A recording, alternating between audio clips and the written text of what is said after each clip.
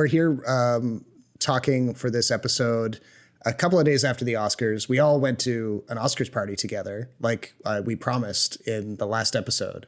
So that's kind of exciting. I dragged you out to it, and you went along willingly. Before we get to that, you should introduce our special guest first. Yeah. Oh, yeah. So this always happens, of course, because we start talking and then we forget about what we're supposed to talk about. So welcome to the podcast, Marina Bennett, my girlfriend. Yay! She is here today. I probably mentioned you on various episodes before, but you're actually here as a guest because you're with me in Vancouver, and it would be rude for you to be sitting over on the couch while we talked for an hour plus. Wouldn't it? Thank you. Thank you for that intro. The last time you were here for a recording, you were over on the couch, but you just fell asleep somehow while Jason and I were making all kinds of noise about Fantastic Beasts 3 or whatever the hell we were watching at the time. Yeah. Which I also fell asleep in. Yeah. Did you? Yes. So the Didn't we wear like 3D glasses or something for that one? Maybe. I fell asleep. It was super dark, so I don't blame you. I definitely lost track of what happens in the movie because it was so dark. Yeah. So that was sort of like, that was kind of a quasi podcast appearance because you were in the room while it was happening. I was around. Yeah. But now you're here and you can now contribute. I'm participating. Welcome. Thank you. It's great to be here. So yeah, we're here in Vancouver. We're at Jason's dining table, as we have recorded here a couple of times in the past, which is always super fun. And we were at the Oscars the other night, or we were watching the Oscars, and it was actually not a bad time. It was not a bad show. Well, like I said, Rob, I think I had a good time because you guys were with me. If you guys weren't with me, I don't know if I would have ever gone to these things. Yeah. And granted, there was one film, Anora, that I was really rooting for. Yeah. So I think if there's a film that you're rooting for, I think it helps. Oh yeah, because then there was a couple of people who were sitting ahead of us up in the balcony who were really rooting for like I'm Still Here. So like when that gets mentioned, they were like yeah. So then that helps the experience a little bit too, rather than just sort of sitting through every commercial break. Also, we won prizes, so that was fun. Yeah, but you didn't win prizes, did you? I got a bingo with my little thing, but then Marina had already won some Aquabus tickets. Mm-hmm. And she said, I was going to make fun of you. And she said that was the best prize there was to choose from. And so I was like, well, I already have, technically I want a prize, but if that's the best we're going to get, then you were only going to get worse prizes after that. So what did you get? Like, I didn't get anything. I had a couple of bingos by the end of the night, but yeah. So you didn't pick anything? No, but yeah, Anora was the big winner that night. Yes. And that was exciting. Did you catch any of the discussion about like the union stuff that came out like the day after the Oscars? No. Enlighten me. So I don't know why the people who knew about this story were sitting on this for the whole lead up to the Oscars night, but they waited until Sean Baker had gone home with like 5 trophies or whatever. And then they decided to write up this big, long Instagram post calling him out for trying to deny the presence of unions on the set of Anora and essentially like trying to manipulate people into not having healthcare coverage while they were working on the crew. So that was kind of disappointing to see. It was just like it was a random thing on Instagram that somebody wrote up as a big long text post. And then there was a few people saying, that sucks. I wish that hadn't happened. And now nothing else really came of it because ultimately he won a bunch of Oscars and it probably won't. Correct me if I'm wrong, but isn't that kind of the deal with independent films? Is that like you don't get a lot of the benefits that you would on a bigger production or like a film that has, I don't know, union? I don't know. I don't know all the ins and outs of the industry practices, but it basically, they're making it sound like, oh, Anora was made for $6 million. They should have been able to afford to have the union represent the crew. And the fact that Sean Baker was making a point of talking about how small the budget was in one of his speeches on Oscars night was, I guess, like salt in the wound for this person who was mad about this. Okay. Anyway, minor controversy, nothing, take a bit of the shine off of the otherwise good news story that was Anora winning. But. Okay, I didn't hear about that. I just heard later on that Anora's marketing budget or Oscar campaign budget was 3 times the film's budget. Oh. That's kind of scary, actually. That's because that would be what, $18 million alone? Yeah. But didn't Netflix spend a lot for Roma as well, if I remember correctly. They Or is spent it a lot. Manx or Yeah. something like that. What year was that? 2022? I can't remember. Yeah. My COVID years are all like Yeah, they're all squished mushed. together. I know they spent like a similar amount on Amelia Perez this year. And that was kind of funny because Amelia Perez was up for so many awards, winning only like 2, especially after all the bad tweets from Well, it won their for star. best song, which Yeah. irks me because I've seen clips that you showed me and they're terrible. Yeah. And especially since like Elton John was up for one and a few other like notable artists. And yeah, the movie won for best song in a movie that is supposed to be musical. But anyway, maybe it's better if we forget that Amelia Perez existed. Well, I guarantee you in a few years, no one's going to remember that movie. No, stuck in the content pile that is Netflix. But okay, well, we're like already 6 minutes in and we haven't actually introduced the show. So should we? Yes.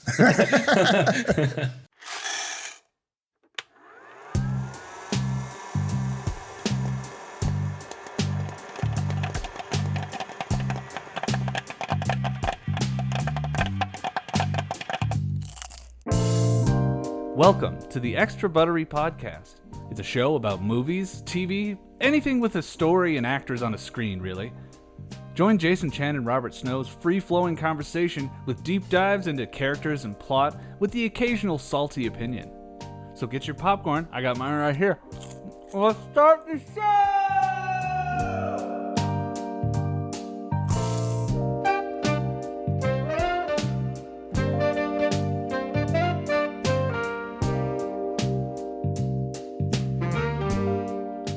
Welcome to episode 131 of the Extra Buttery podcast.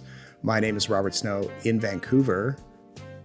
Jason Chen is also in Vancouver. Hello. Welcome to my home. Yeah. We have a literal round table. We're sitting around. We can actually too. look at each other, which is kind of like, I have to look at 2 locations at once, which is kind of, normally I'm just You're looking. gonna go like cross-eyed. Yeah, normally I'm just looking directly at Jason through a video chat, so that's interesting. But Marina Bennett is also here. Hello, Marina. Hi, I'm also here. Yeah, which is cool because normally we don't have guests either. So, yeah, I'm honored. Special guest. yeah, you're gonna get a featured in the title of the podcast. Am I? Yeah, featuring Marina. We do that for all our guests. Wow. Actually, Thank on you. Spotify, I think it's an AI thing, but I don't know if you do it. Oh, But like, you can click on the names of the people in the podcast now. Oh. And it links all the episodes you've ever been in oh, that's a to cool your feature. name. I don't know if you noticed, but like, I clicked on my name once and I got like 3 different Jason Chens.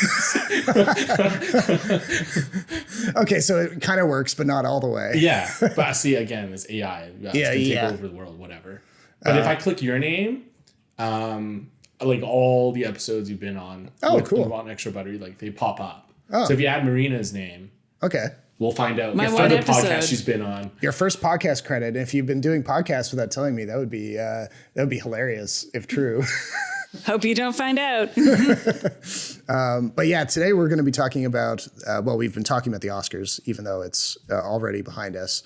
And we're going to be talking about Mickey 17, the new Bong Joon-Ho film, as well as any. This show is we just talk about random stuff. We I start feel talking about one like thing. this movie is going to take up the entire episode. It might. Because I think there's a lot to talk about, actually. Certainly, I mean, last night when Marina and I we were out with her dad and her dad's partner at this this place on the Sunshine Coast of BC to see the movie, and we were talking about it the whole 40-minute drive back to the house after the screening. When we got back to the kitchen, we were talking about it for even more. So that could have been a podcast episode, just like driving back from. My dad did not want to stop talking about it, and neither did I. You guys should always wear mics the entire time. It'd be like the Truman Show, but with movies. That would be great. Actually, your dad would be fun to have on podcast because he's very. You should have him on. He's very uncompromising with his takes. Yes. And yeah. I think he liked it even less than you did, and that's saying something. Really? Okay. Yeah. Yeah. His favorite movie to dunk on recently, up until last night, was The Marvels. Oh, okay. And Yeah. he has finally now found a movie, Mickey 17, that he hates more than The Marvels. The Marvels is easy to dunk on. Yeah. I'll give him that. So Mickey 17 is the latest film from Bong Joon-Ho, the Korean director. Nothing was working out, and I wanted to get off of Earth. You're applying to be an expendable? Yeah. You read through the whole application. I should have read through it. Once you die, we'll print a new version of your body. They made me work my ass off on one mission after another. Every time you die, we learn something new, and humanity moves forward. Oh, man, he's alive. It's fine. Famously won a number of Oscars for Parasite back in, what was it, 2019? Again, don't ask me years. Anyway, that was a big deal at the time because he was the first non-English language movie to win Best Picture. And of course, like, it was a huge movie that year. Critics loved it. General audiences loved it. It had a great message. And then prior to that, he'd done a couple of English language movies like Snowpiercer and Okja. And those were a bit of a continuation from the earlier stuff he'd done in Korea before that, like The Host, Memories of Murder, Mother, which I haven't seen, and a handful of other things, you know. And he's been known for years for doing movies that are very like anti-capitalist, usually with some sort of class structure, a criticism of class structure worked into it, often with like sci-fi themes. And I guess like after the success of Parasite, Warner Brothers went to him and said, hey, you want a blank check to make whatever it is you want? I mean, we'd love to work with you. And I guess he went and cashed that. And this movie, Mickey 17, has been in production for the past 5 or 6 years. And it has been, the production was dragged out a little bit from what I've read. It was filmed in 2022. Yeah. So it's kind of been in the can for a while. And I guess Warner Brothers didn't really know what to do with it. And sometimes that's a bad sign, but sometimes it's a sign that like maybe they're meddling in a auteur's vision. So, well, ever since the merger, I don't think they know what the heck they're doing anyway. Yeah. I mean, you got David Zaslav at the top who makes cancels everything, cancels stuff, writes things off for tax purposes, you know, whatever it is. So I was willing, like, I saw the trailers for Mickey 17 starting like last year sometime, and I was very optimistic. And like, we watched the trailer at least once in front of something we were seeing, and you know, they cut it to "Ain't That a Kick in the Head," you know, a big swinging crooner type song, and you know, it was cut to the music, and it felt like really darkly funny, and all these sharp kind of moments. And you're like, yeah, okay, Bong Joon-Ho, sci-fi, class structure criticism, everything that I recognize, which is like hugely ironic for Warner Brothers and their like current, like no frills capitalist state. Yeah. And then like weirdly, the movie started getting delayed even more. Like obviously it had been shot in 2022 and it was ready to release like maybe as far back as like a year ago. When did Batman come out? The Batman with Robert Pattinson? Yeah. That was 2022. They didn't exactly capitalize on that, did they? No. Yeah, because that was a lot of general audiences' reintroduction to Robert Pattinson after Twilight. You know, yes. I remember talking to people around that time and they were like, what? The guy from Twilight's in a Batman movie? He's playing Batman? Like, that doesn't make any sense. So clearly all those regular audience members, they didn't know anything about the indie stuff he'd been doing since Twilight, but whatever. And I was supporting him. But then, yeah, I guess they kept pushing Mickey 17 back again and again. And we used to see trailers, like the date would be changed on it. I think the release date changed like 3 or 4 times. Yeah, to the point where I thought they were like gaslighting us. I was like, didn't they say that this was going to come out in a couple months? And yeah. Yeah, in fact, as recently as like, I think it was like a few weeks ago, I thought they pushed it to April for like all of a few days. And then some slot opened up and it opened this weekend. So there we were in this theater, and the first like 10 minutes go by, and I was still kind of excited for it, but I was getting this kind of creeping feeling that it wasn't going all that well. Like, I don't know, the jokes weren't landing for me, and I was thinking, okay, it's still finding its feet. Like maybe it's gonna get back to that tone that they teased in the trailer, and it just never. They never did that tone. They just it felt very flat and repetitive. And as much as like, you know, it was clear Robert Pattinson was putting a lot of himself into it, he was having to play two versions of this expendable character in this far future world where, you know, whenever he dies, he gets reprinted and they use him again as like human meat for some other dangerous job.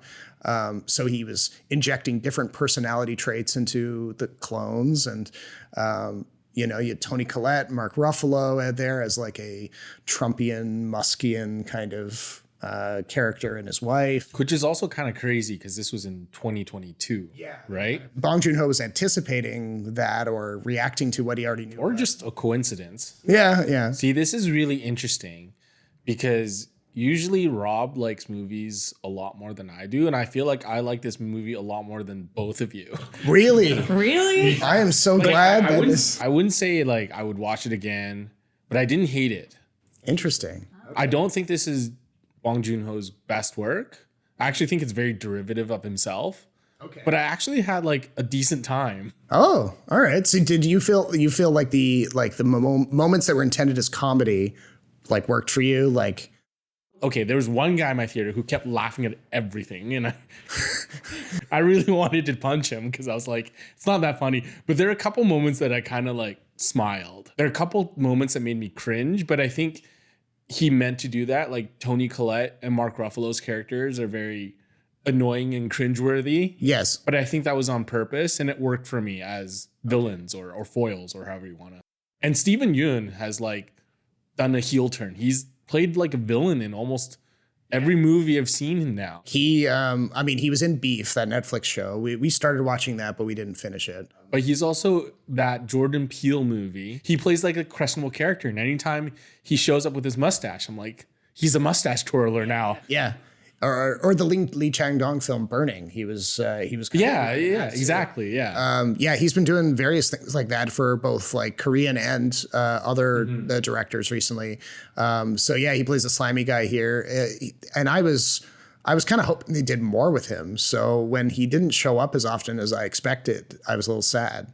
Well, first I want to hear Marina's thoughts. Yeah. Because she's the one who's like, I did not like this film at all. Yeah. Oh, and context. I did not have very much of a clue as to how Marina felt about the movie until the end. Because I think I looked over at you once near the end and you had like I'm trying to think of like which expression it was. It was like almost bemusement, maybe, but... That's accurate. I kind of like kept my face like kind of scrunched most of the movie. Like, what? Like wrinkling my nose. Like, what are they doing now? Yeah. I don't know where to begin. Like not a lot of things landed for me. Most things did not. There were some, like some sort of like montage moments, like when they're printing out many successive versions of him and like he falls out onto the floor and they're not catching him. Like that was funny, like I laughed, but it felt like there were so many potential threads that they could have explored. I agree with that. And they just didn't. Like they sort of started to, and then it was abandoned. And it felt like there could have been a little more like depth, I guess, into it instead of just like capitalism is bad and it's killing people. Here it is for 2 hours and 17 minutes. Yeah. To be fair, I think that's like 90% of his films are like this. Yeah, I mean, well, Snowpiercer, which was his first English language movie, that sketches it out in like impossible to ignore kind of. Same with Okja. Okja too, but like with Snowpiercer, you literally have the poorest of the remaining humans starting out at the end of this perpetually moving train that's going around the globe, fighting their way up to the richest end of the train and discovering more and more about like how they've been oppressed as they go, and building to this like revelation at the end that like, it's all kind of pointless. And so you can't ignore the commentary that he's worked into that. And some people I think at the time it came out, some people felt like it was like overly broad for them, but I remember liking it quite a lot. And it was also an action movie, so it had that kind of going for it, where even if you found the commentary distracting or whatever, you at least had the propulsive like nature of like, oh, we have the characters have this physical goal that they're trying to achieve of like getting to the front of the train. Okja did that again, but like with more of a less of like a apocalyptic kind of tone and more of just like a world that was more like our own, maybe.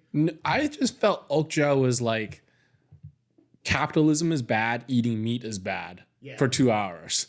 Yeah. And this was kind of like Okja rather than like something a little more nuanced like Parasite or even Memories of Murder, which is like completely different. I feel like anytime he has these monster movies, it's just him beating you over the head with his own politics. So I think like maybe expectations were a big thing in how you enjoy this movie. Because I go into this movie not knowing much about it. I just knew Robert Pattinson was playing some sort of clone or whatever. Yeah. But I agree with Marina. Like the whole morality of cloning people and having it banned on Earth, but not banned in outer space or another planet is really funny to me. Yeah. I thought that was really interesting. They could have spent like 2 hours on that thing. Yeah. But it was more like a punchline than anything. Yeah, that's kind of how I felt. Yeah. Like they didn't go into the morality of it. It was really interesting to me that Mickey 17 and Mickey 18 are clones of each other, but they're like two vastly very different characters. Yeah. And that was something I thought they didn't explain very well, or I completely missed it. Well, Naomi Aki's character, what was her name? Nasha? Nasha. She mentioned that in kind of like a throwaway, saying like, oh, Mickey 3 was like a little bit more annoying. Mickey 8 was a little clingier, you know? Right. But yeah, you're right. They didn't really expand on that. Like, why would that be, right? Like, if it's the same guy, like, could you explain that? Especially since they're adversarial to start with. And then they become like best buds at the end. Well, that was one of the character changes or developments that I didn't fully understand because, you know, for I would say 3/4 of the movie, Mickey 17 and Mickey 18 really don't like each other. And you can tell that like Mickey 17 is more of a doormat. You know, he lets people walk all over him. He's kind of just like accepted his fate as a clone who probably has a short shelf life. Whereas Mickey 18 is more aggressive and wants to get out of like whatever situation he's in. And he actively tries to assassinate Mark Ruffalo's character about like midway through until some random moment where he suddenly decides at the end that he's quasi-suicidal, or he obviously still wants to kill Mark Ruffalo because he thinks that that's the best course of action. But you don't really get much of a window into how he got that way. He just sort of goes off and does it. Yeah, I would say like up to that point, it seemed like he really wanted to live. He wanted to live so badly that he was willing to screw over Mickey 17, kill him because there could only be one of them at a time, right? Like it seemed like his will to live was greater than Mickey 17's. He had a lot to live for. He liked the drugs. Yeah. He liked the relationships. Yeah. He didn't mind the food. He's just like, hey, this is pretty cool. Yeah. So yeah, but then Mickey 17, the one we're first introduced to, I guess being that I guess seems more like an underdog. The movie wants to root for him in the end and kind of allow him to be the ultimate character. But again, this goes back to your expectations because this was Bong Joon-ho's politics, him beating you over the head with it with some like creatures that he kind of recycled. Yeah. So I think it was like very derivative of some of his previous films, but I kind of expected that. Like I don't always agree with his politics, and I feel like he's a little heavy-handed sometimes. Yeah. And then the tonal shifts in the movie bug me a little bit, but I think it mostly works. Yeah. Like it becomes like horror, comedy, drama, horror, comedy, like all little bits of everything. I guess maybe the trailer was what really set me up for. Yeah, maybe because I don't recall seeing the trailer. Yeah. So maybe that's part of it. And I'd seen it, and I couldn't avoid it either. Like it wasn't a case of me like seeking out the trailer on YouTube or whatever. Like they were running it in front of a lot of sci-fi movies that have been playing over the past few months. So you would see it, and it was always the same trailer with that "Ain't That a Kick in the Head" song, which to me set up the movie to feel more like the Fallout TV show or something, where it has this kind of classic crooner music background with dark comedy and a bit of a social message, but maybe not one that was quite as repetitive as what they actually did in the full movie. And for whatever reason, they decided not to. They didn't really have a lot of like needle drop type moments in this movie or like really noticeable score.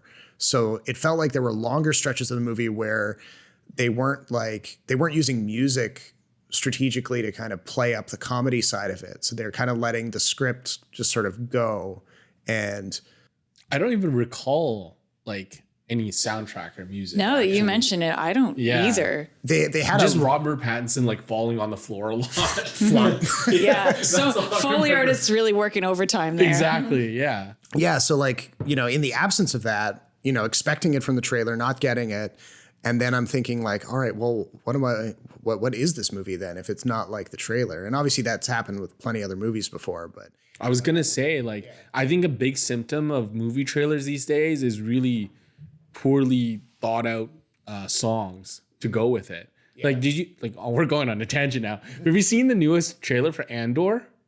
yeah. What song was that? What the I don't know, hell but was that? I like that trailer You though. did? Yeah. I didn't like that song at all. It was pretty, I liked it. Yeah. I thought, I mean, obviously the lyrics in the song were very on the nose for what the subject of that show is, but I was thinking of something like orchestra. may very well use like a classic Star Wars orchestra in the show, but for the purposes of the trailer, I guess they figured like, yeah, we're gonna amp people up with this song that's talking about rebellion and stuff like that. I don't think we need to amp people up these days. We need to amp them down. They're too amped right? up. Yeah. Well, the Star Wars fans are already like, they're out for blood after the Acolyte, so maybe they... Anyway, going back to the movie. So we're talking about Mickey 17 to 18. Another character I didn't quite get was Nasha. That was his girlfriend. His girlfriend. Right? I didn't quite understand. Like, she doesn't really change at all, does she? She's just kind of like, I like you. We're going to have a relationship for 4 years. Yeah. And that's it. Like, what happened between those 4 years between like having a relationship and drawing naughty pictures? Like, Yeah. really like propelled you to become, I don't know, wherever they ended up. Yeah. Well, they cook up this like conclusion for her where she ends up being like a leader in their community on the new planet, which is kind of just like... That's another thing. The social structure wasn't very well explained. No. Not like Snowpiercer. No. And I feel like there's a huge backstory with like Mark Ruffalo's character that would have been really, really interesting. Yeah. I often struggle with this question myself, so I don't even know how I would answer it. But do you think this is a case where there's enough material that this would have been better done as a show, even like a miniseries, like 6-episode show?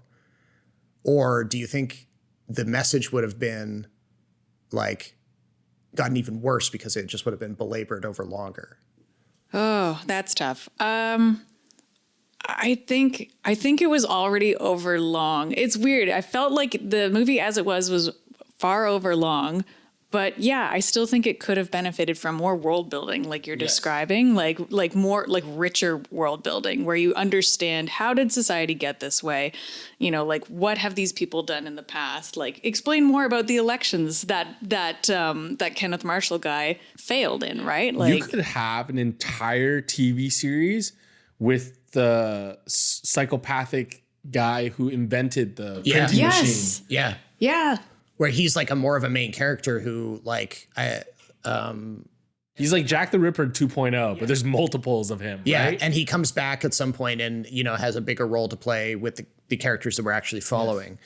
Similar to the gangster that Robert Pattinson and Stephen Yeun are running away from. Like, he's always in the background. He's described as being this like maniacal guy who loves watching the people who owe him money being murdered brutally in front of in like videos, which is like it's a teaser of like, oh, that's a really messed up sounding character. Like, I want to know more about that guy, or is this actually meet him on camera? But we never do. It's also really abrupt how they brought back that plot point. Yes, they could have cut that whole thing out and you wouldn't know. The movie would not have been any different. Yeah. It felt like, I don't know what it felt like. It just felt like an excuse to watch Mickey 18 beat up Timo. Yeah. Then what are some other tangents that... There's a lot. Like the whole thing about Toni Collette and her sauces. Yes. That was a joke that was overplayed. Like, it was funny the first few times and then it just kept doing it. And I originally thought that it was some sort of like commentary on like rich people food and poor people food. Okay. Like how like maybe French sauces are like kind of pretentious, or it takes a long time, or you need to be of certain social status to appreciate it. Because they made a point of making Mickey 17 eat that awful steak. Yes, it was like this gelatinous kind of thing. And she makes a whole point about how this is what you deserve but we deserve like this like intricate like sort of higher end cuisine. Yeah. And I thought that was going to be like a really strong commentary at some point, but they never go into it. No. And the whole thing about where there's these creepers that they call, and then she makes food out of them. Yeah. And then they just kind of abandon that point as well. Or they even return to it again in the that dream sequence right at the end. That dream sequence caught me off guard. The plotting is kind of confusing because we know that Robert Pattinson's character is sitting in that ceremony and he's flashing back like a few months and telling you what happened between the climax and what got him to that point of being seated at that ceremony. So they fill you in on all this stuff, and then they show him having this showdown with Toni Collette's character again in the room where the human printer is.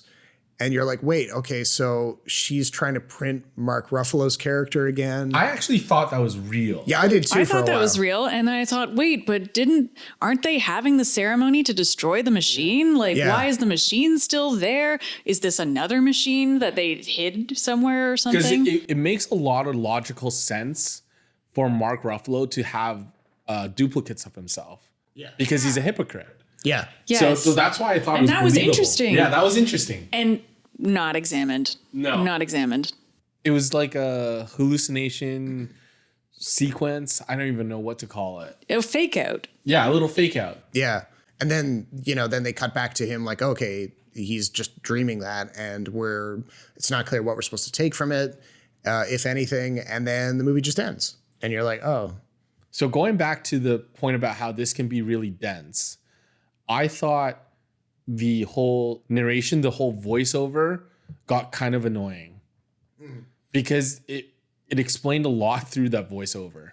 They used it for a lot of exposition. That's dump. right. Like, yeah. And he glossed over a lot. He's just like, oh, Toni Collette's character dies off screen a month after we defeated Mark Ruffalo. Yeah. And it's kind of like, it felt like, show, don't tell. Like, why could bit. you not? Yeah. a little bit. It's almost as if it was so dense that to cut the movie down to 2 hours and whatever, but there were a lot of stuff they wanted to explore. Yeah. And then they just didn't have time. But again, Bong Joon-Ho, I don't think his movies are like super deep. I just think a lot of it's like his politics and just kind of beats you over the head with it. What would you rate it? Or what have you rated it on Letterboxd? I haven't done it on Letterboxd, but it's like 3.5. Okay. Yeah. So I'm at like 3.5. I'm at 2.5 right now. Yeah, which I feel like is kind of harsh. Well, I ranked it 1.5. Wow. And that is the second lowest I've ever ranked Really? a movie on Letterboxd. I had that feeling in the theater where I was like, I guess you could call it copium. I'm like, man, I wanted to like this so much. It's not coming together for me. And then when the credits rolled, I just had to be honest with myself and be like, yeah, it just didn't work for me. And as much as there were elements of the hints at the world building that I wish were better explored, I gave it a few more points for that. Maybe that's why I felt like a little higher than you did. And the fact that it's Bong Joon-Ho and I generally like his stuff, I feel like he has the right, the parts of his politics that I agree with. I want to support filmmakers like that, and I like it when Robert Pattinson gets to do goofy stuff. Like all of those things contributed to me like getting it up to there, but I couldn't go any more than that. I'm thinking of maybe seeing it again in like a week's time. Oh, really? I'm very curious to see, like, now that my expectations have been cleared out, will I feel any differently about it? I definitely think the acting is the movie's strongest suit. Like everyone was perfectly cast. Yeah, like you see how Robert Pattinson is trying to distinguish the two clones. That comes across very clearly. Yeah, but I just think Toni Collette, she was great. Yeah, she was great. She's perfectly cast. I'm pretty sure she was in another one of his films, right? Was she in Snowpiercer or Okja? Well, either way, she has like really strong Tilda Swinton vibes, right? Yeah. I mean, he's worked with her a couple of times Yeah, too. So. he always does, right? Yeah. And Mark Ruffalo, this might be one of the few times I've actually like kind of enjoyed his performance. Wow, harsh. You don't like him? You're not a Mark Ruffalo Not a fan? huge fan, no. You liked him in Interesting. Dark Okay. Waters. I did, because he didn't play a homewrecker. Did you watch Poor Things? Did you like him in Poor Things? No, I haven't seen Poor Things. Yeah, well, he plays such a cad in Poor Things. He's so like absolutely like deliciously hateable. It's so perfect. He just plays there was perfectly. a time where he was playing like a divorcee or like kind of all shucks kind of everyman or like an awkward dude, and I just had enough. Yeah. Well, I mean, it's very much his politics too. Like he is very, very left wing, very progressive. I can feel like I just know that he was very excited to do this role when he saw the script because knowing how he talks like in interviews and stuff about the causes that he believes in. Well, I was gonna say his veneers are like a character on its own. Yes, that's what I was saying. The It's prosthetics, so white, the veneers, just like perfect and like Yes. So I really enjoyed his performance in here. I also like Cameron Britton as the lead scientist. Yes. Because he was in, I don't think you didn't watch Mindhunter. No, I have not. Mindhunters is so good. Yeah. But that in that Cameron Britton, he's a super tall guy in real life. He's like 6'7", 6'8", something like that. And he plays a serial killer. What's the guy's name? He's a real life serial killer. I can't remember. But he's one of the main guys that the two FBI agents from Mindhunter keep going back to. They interview him in prison, asking him about the mindset of a serial killer, and that informs their research into like how serial killers develop and stuff. I almost didn't recognize him in this one until afterwards. Yeah, because he often has a mustache. So the fact that he was clean shaven in this, it took me a little longer to see him again with the mustache, like Steven Yeun with the mustache. Who else do we have in this? Well, Naomi Aki was great. We talked about her. They didn't really do enough with that Kai woman. No, she was actually quite interesting to me. Yeah, I would have liked to see more with her, or at least have more of because the last time we really see her is when she's like opening fire on that baby creeper in the. Well, okay, so her relationship with the other woman was interesting. The tea with the flowers was interesting. They never really went into that. Yeah. And then they also didn't really go into when she basically tries to blackmail her so she could have Mickey 17 or 18. I didn't understand that, and that irritated me because her partner, that other woman, she had just died like a couple weeks beforehand. Yeah, and they were in a relationship. She comes back, doesn't she, at the end? Or is that someone else? I think that's a different I actually person. don't know. I think it's a different person because the original woman had like short blonde hair, and the one at the end, was like buzzed. Yeah. But I'm thinking like, oh, this is your partner who just died in a horrific way that you witnessed and that you mentioned was really traumatic. Right. And now you just like randomly want to sleep with this guy. Yeah. And first of all, she goes from like, I'm going to report you because this is against the law, to being like, I'm going to blackmail you. Yeah. Like, what a heel turn in a span of like 30 seconds. Yeah. That to me is like just one of many examples of I couldn't understand character motivations in this movie. I could never understand, like why anyone was going to do the things that they did, why they, like there just didn't feel like any sense of like being able to get into the mindset of a person, which was really confusing for me. I agree with that, but I just think Mickey 17, Mark Ruffalo, and Toni Collette, they were like the three constants, and they were really good. And that relationship I thought was very well established. It took me a while to get used to their accent when I first heard it. I'm trying to think, like, it sounds familiar to some of his previous roles, and I'm trying to figure out. There were a couple scenes in when he was playing Mickey 18 where I thought he sounded like Batman. Yeah. Yeah. Yes, actually. Yeah. Right? A different critic actually pointed out that like they styled his hair to look more like Bruce Wayne in the Batman. Okay. And so that also helped the comparison too. And also like I kind of appreciate the time gap between this and Batman because watching him in Batman and then seeing this would have thrown me right off. Yeah, because he's so like Mickey 17 specifically, that clone is so mopey and kind of like long limbed, and he's just kind of like, slinking around and depressed worm kind of vibe. I was one of those people that was only convinced he could be Batman after I watched the movie. Oh, okay, yeah.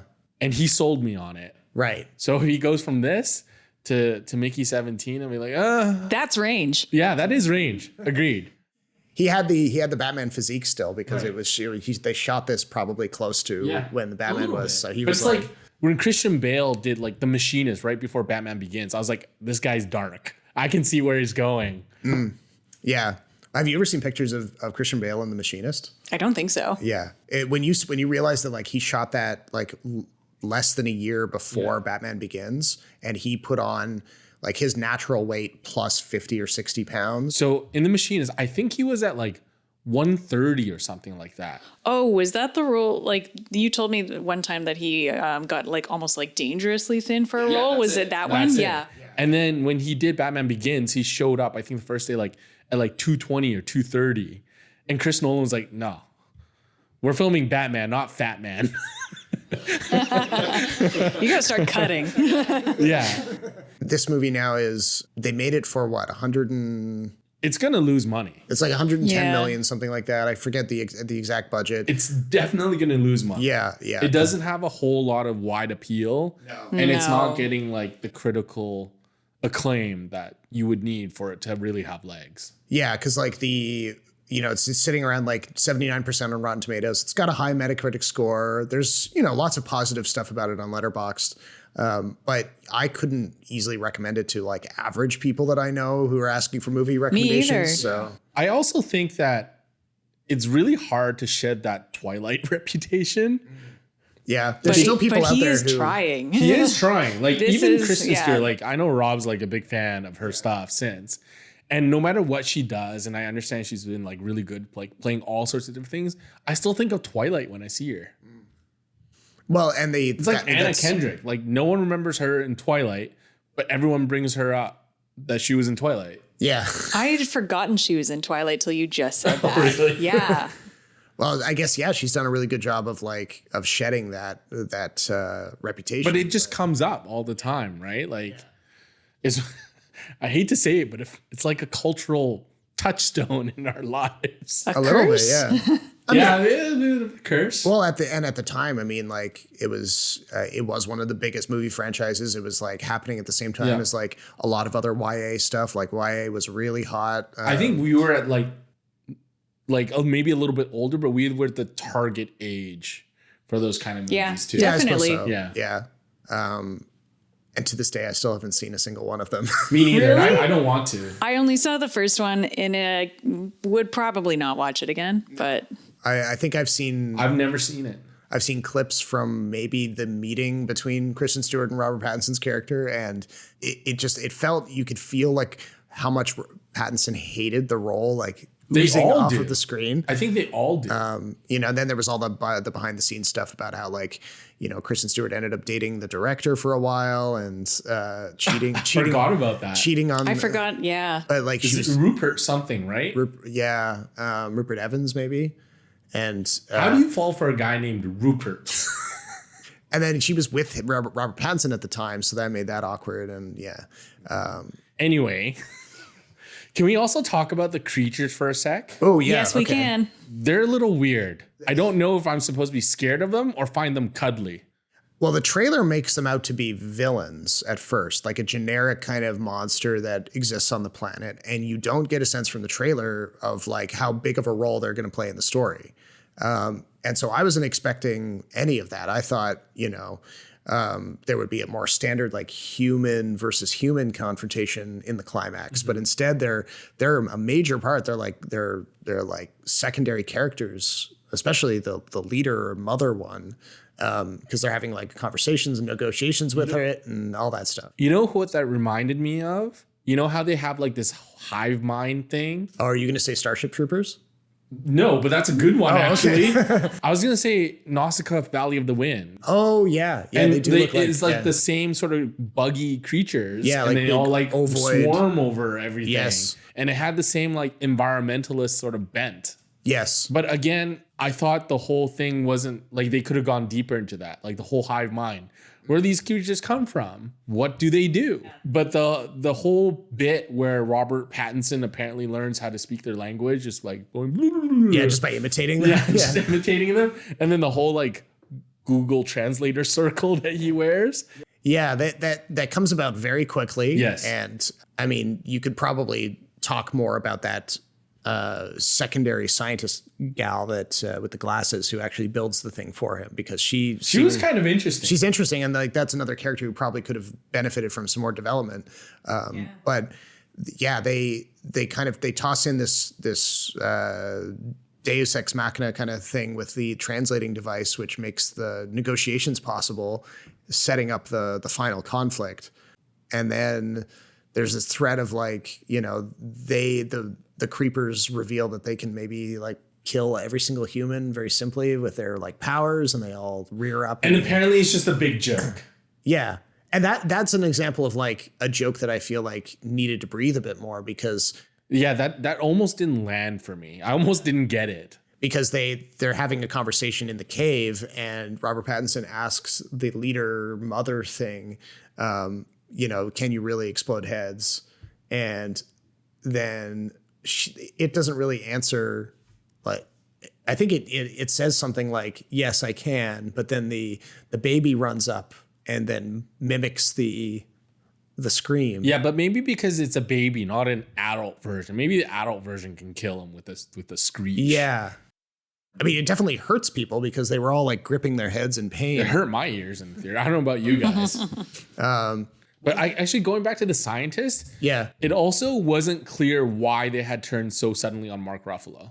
Yeah. Because it felt like they were all very much under his control, and that he had a very loyal following among his like cult, basically, especially the big scientist, the lead scientist. Yeah, the Cameron Britton guy. Cameron Britton. So when they turned on him at like the climax, that was also like all of a sudden like a Deus Ex Machina. You didn't sort of see any hints before that, really, where they're saying like, I don't know about this guy, man. Like, I don't trust him. Something about him's weird. He's a bit of an idiot. Like, none of that really. And then just like everyone loses it on him right away. Like, especially Nasha. Especially like before that, he was on his like Jimmy Kimmel show, basically, right? Yeah. And he had a whole bunch of fans, and everyone was rooting for him with the MAGA hats. Yeah, and everything. And then afterwards, it's like, no, you were a bad person. Overly simplistic, it felt. And then there was that colleague of Nash's who there's sort of resistance movement or something, and like he's. You know, I guess he's like the senior officer or something. He whispers to the guy who's recording on his little glasses, and he's like, capture this in 32K. And then they're like recording the bad behavior. So that implies that there is some sort of like burbling kind of movement against Mark Ruffalo's character. And that's what gives Nasha like a little bit more a backup in that confrontation in the end, because otherwise they would have just killed her. But instead, all these people just show up and they kind of like help arrest Toni Collette and stuff like that. It's implied like over the 4 years, because they're not allowed to like have relationships, and they're on this like terrible diet, that there is a lot of dissatisfaction. Yes. But because you skip over those 4 years, you miss that. Yeah, you really miss it. Yeah. I also think like they reference some other colonies that exist at the same time that are going to different planets. And it would have been funny to see like a total contrast colony where like they were on like a paradise planet where there was no issues, and like, you know, to see like, you know, the full breadth of like all of these things for comedy purposes. You know, it'd be like, oh, well, these people are like these people are the Democrats, and they're on the Democrat planet where they just have like abundant food and no monsters, and everybody's doing great. But then over on the ice planet, like the pure white planet. You know, oh, that was another thing. Like the whole like race cleansing, superior race thing was not that it wasn't explained very well. I thought they could have gone deeper into that too. Yeah, it felt like a punchline. Well, and they didn't really stick to it either, because they had Asian people and black people who were part of the crew, and they seemed to be, you know, they weren't being treated as like second-class citizens or anything. Does the planet Niflheim mean anything? Like the name itself? I mean, it reminded me of Norse mythology, because I think... Yeah, I know, but does it mean anything? I think... Because I'm just thinking about like the Thor movies now. Like, don't they fight? What are the ice giants called? There's a word for them that's like something Heim, and they go to like the troll giant realm, and it's called something like Trondheim or something. But all I'm saying is like it felt like a reference to Norse mythology, and maybe like if you did your research, maybe there would be like another joke in that or something. I thought it was funny that they also referenced that it was springtime in the planet when like when all the events were done. I was like, really? They have the same seasons as us? That's convenient. Also, like, how are you gonna grow crops on an ice planet? Yeah, I have no idea. Would have been nice. Would have been nice if they had explored that a little apparently, bit. like they go into like the creeper caves, and that's where they plant things. But I'm like, I thought they were planting something. No.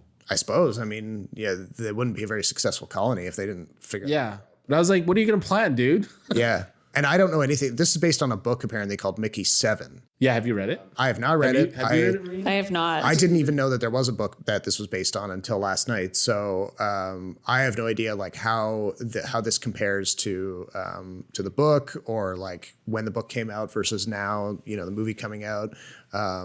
If there was other details that you could glean from the book that would explain some of the choices that Bong Joon-Ho made here. Right. I don't think I can really recommend it to most people. Maybe if you're a Bong Joon-Ho completionist, like if you're a hardcore fan of him and you want to watch everything he ever makes, then definitely. But I do think his films are pretty niche. Like I have a hard time recommending his films, most of his films to anyone. Yeah.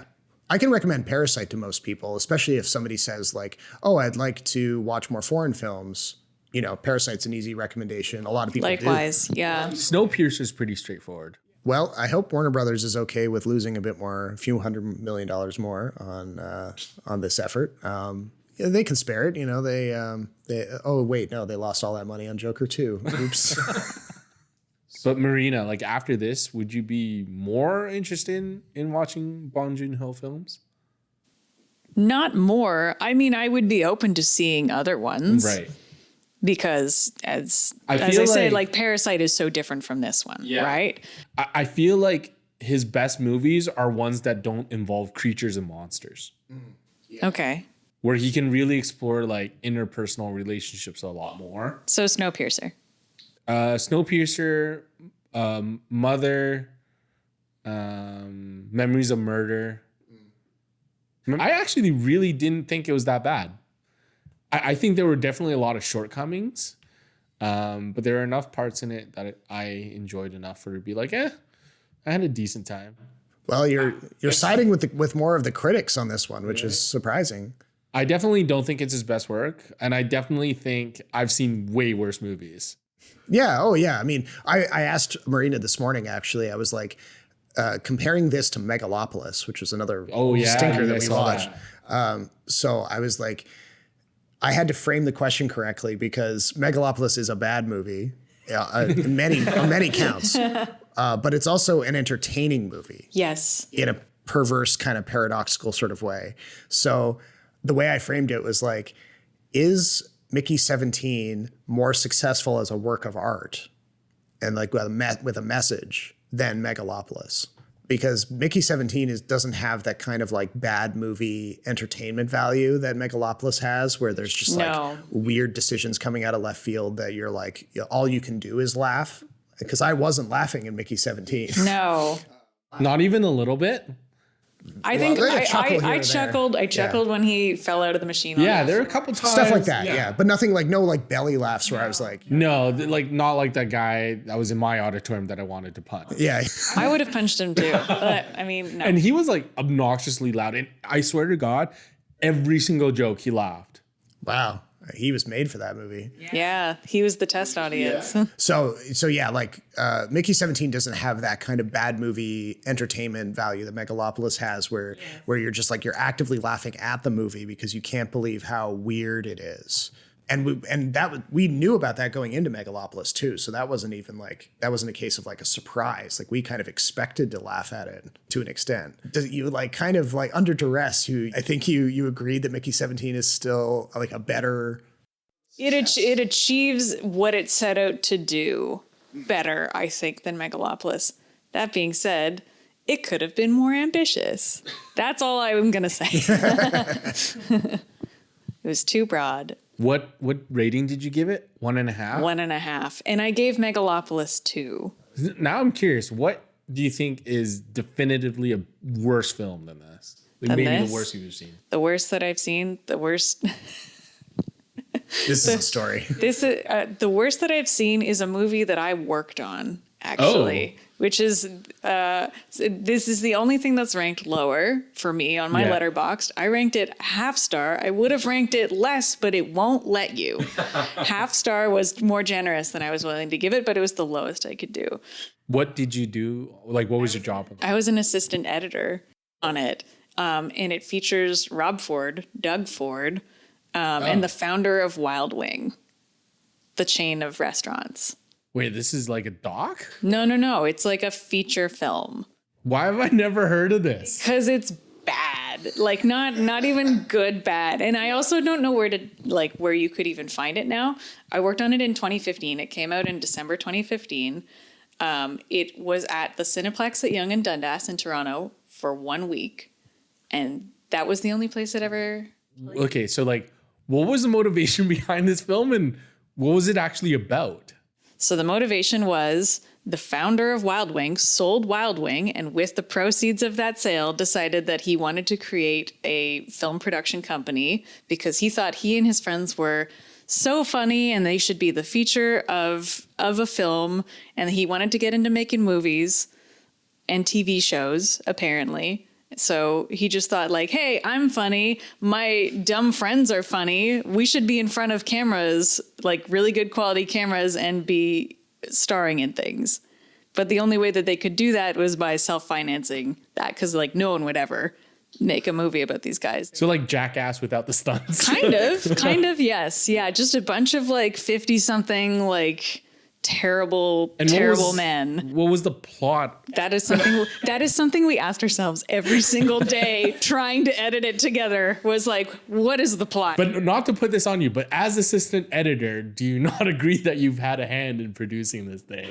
I did have a hand in it. I tried to make my assemblies make as much sense as I could. So are you like in the credits and everything? I'm in the credits. I'm on She's an IMDb page. This is my IMDb credit. Or like, no, I have other credits on IMDb, but like this is one of them and it's the worst one. I found this job on Craigslist. I'm serious. Yeah. I really needed money, and for 2 months it was great. Wow. This is how I knew that, like, when we first started dating, I knew that she would understand my love of like terrible movies because she herself had worked on one. Right. Because like sometimes you talk to people who, you know, they've never heard of The Room or movies of that caliber, and it's mystifying to them like why these things are funny. But at least like you had, now granted your experience working on this movie wasn't funny because it was kind of funny. It's funnier in retrospect, right? It was kind of funny. It was not even the worst job I've ever had. Yeah. And every day, like everyone working on the movie, everyone except the guy in charge and his friends, everyone was very clear. They had a very clear understanding that this was terrible. And so we all shared in that knowledge, and it was like almost like trauma bonding. There's a strength in that. Yes. Everyone was like, there were no illusions about what this movie was. I'm just looking at it on IMDb right now. Yeah. 6.1 out of 10. Not that bad. There's worse stuff. I can't tell you who rated that, but it wasn't me. Based on 9 reviews, it looks like. Yeah. I don't know. Like it used to be available. 70 minutes? It might as well be like a TV episode. It was... I cannot tell you how difficult it was to put that together.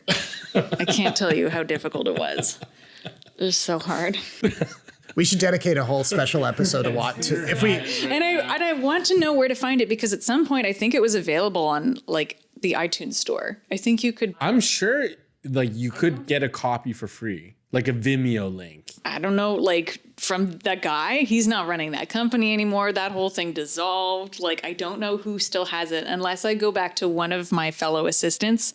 And if they snagged a copy, I might be able to get it from them. This is why physical media is never going away. Yes. This would be hilarious to do. I do want to show you at some point. And I, like periodically, once a year, I search and I see, is there a way to get this? Does it exist online? And I cannot find it. I will warn you, this movie makes no sense. You will not be any better or more enriched after having watched it. You will not understand what you have watched, because I didn't and I made it.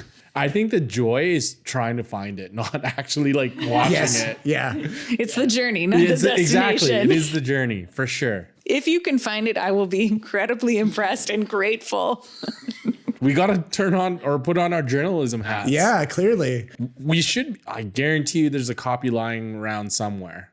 Well, so that being the worst thing that you've ever seen and rated, that's a great like floor to scale things by. Yeah. Seeing movies like this, ones that like maybe disappoint you, like Mickey 17 did for me, like it does give you, it helps you appreciate the movies that you like more, because then, you know, you got that range. Yeah, and I agree with that, and I appreciate that take, because it does sort of like bring you back down to earth. It brings me back down, and I'm like, oh yeah, it helps me better understand the things that I like and enjoy in a movie and things that I seek out, because, you know, you can see the opposite. Yeah, I think it's healthy to like watch bad movies once in a while, so you can appreciate the good stuff.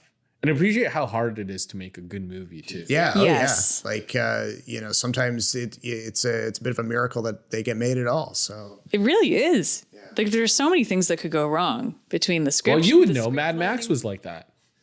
Fury Road. Yeah. I mean, they like reading the book about it, the oral history that came out, what was it, a couple of years ago, written by Kyle Buchanan. Like, yeah, like I remember I was reading it and I was like reading passages out for you. And that was a movie that did incredibly well, and is one of the most critically acclaimed action movies of the last 10 years, 20 years even. But it barely got made, and it's an incredible watch. So. I think it's one of the best action movies It's ever. phenomenal. Yes. How are we going to end this episode? When you say it ends. Okay. Uncle. All right. Yeah. Well, I think that about does it for this episode. I've already got to cut like 20 minutes off the end. So thank you very much to our guest, Marina. Yes. For being on Please here. come back soon. Wow. Thank you for having me. It was actually a joy. Yeah. For real though. Yeah. No, it's always more fun when we break things up with a guest. So yeah. Yeah. Especially one that hates a movie more than Rob and I. Yeah, that's actually a rare thing. So It's good to bring on a true hater once in a while, isn't it? Yeah. Or like a different perspective.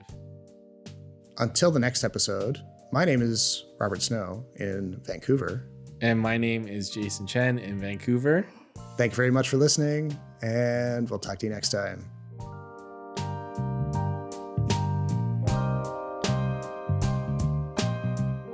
The Extra Buttery podcast is written, recorded, and produced by Jason Chen and Robert Snow. Thank you for listening, and don't forget to rate and subscribe on the podcast platform of your choice. And remember, popcorn is always better with extra butter.